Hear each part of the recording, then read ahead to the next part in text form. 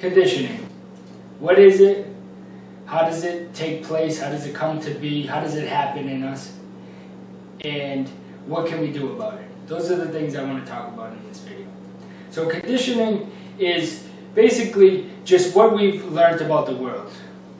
Growing up as a baby, as a child, as a young adult, to being an adult, we've amassed a certain amount of knowledge about the world.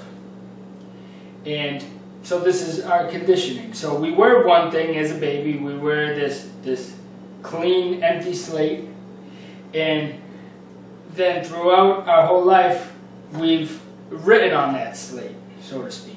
And you could say that that is our conditioning. So how does conditioning happen in us?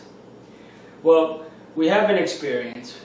That may be somebody teaching us something, learning something in conversation, an event occurring or taking place. So this experience plants a little seed. I like to think about it as a little seed, which can become a conditioned belief. But it doesn't have a lot of energy yet. But when we have a lot of thoughts about this experience, and the thoughts are analyzing it, deconstructing, studying it, these thoughts feed the seed and give it energy.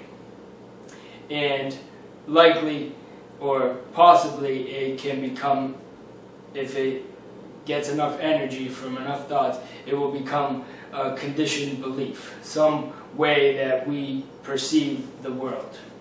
And so this experience, or what somebody taught us, goes from a little seed, and then our thoughts about it give it the energy to become a belief.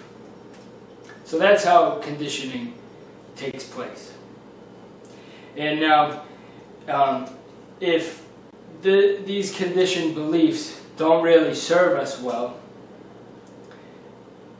like, take for instance, I need to be successful to be happy.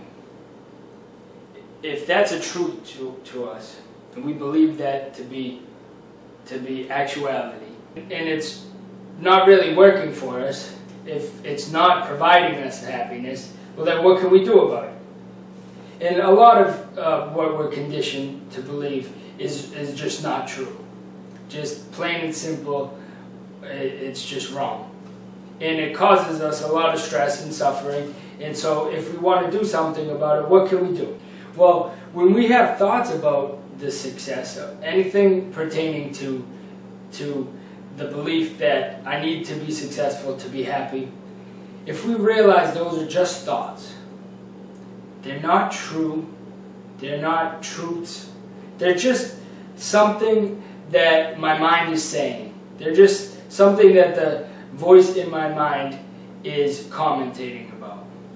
If we realize that in the moment that it's happening, then those thoughts have a little bit less power. They fade away. They might even go away completely.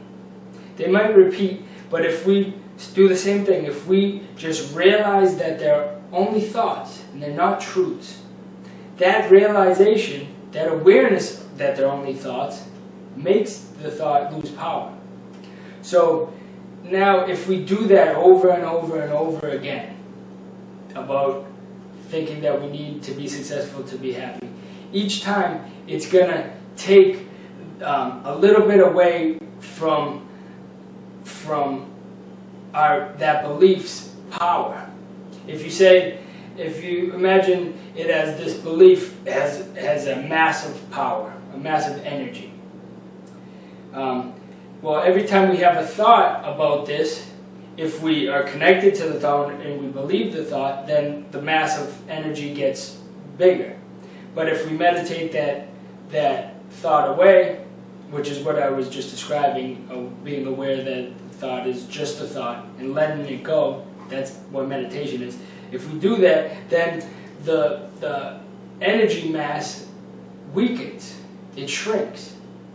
And then what can happen is all of a sudden, this belief that you had just goes away. You just realize, wow, I believe that forever. I thought that was a fact of life. I thought that was a complete, infallible truth. I thought it was reality, that I need to be successful to be happy. But it's not true. I can be happy just with nothing. Just carrying on my day-to-day basis, whatever that is. Whatever it is right now, I can be happy. Then that belief is just, so it just went away. And so a lot of the things that we've been conditioned to believe is just not true and causes us stress and suffering, so we can undo all of that. But when we have thoughts about it, if we realize they're only thoughts and we let them go.